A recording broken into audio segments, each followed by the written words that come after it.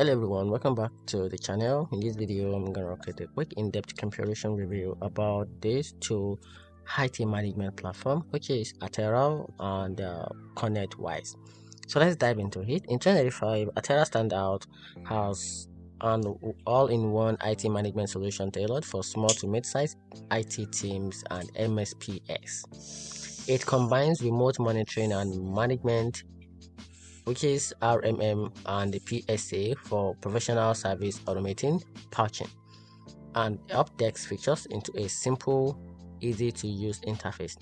Hit per technician pricing make it budget friendly, especially for lean teams, and it requires a minimal setup, making it ideal for fast moving environment. While ConnectWise, on the other hand, is built for large, more complex IT service connection together with operation. It models platform features tools like ConnectWise Automate and a manage together with a control offer deep customization and a strong automation together with enterprise level scalability. It's known for its advanced ticketing, security integration, and a robust third-party ecosystem. That said, it comes with a steeper learning curve and a higher cost structure.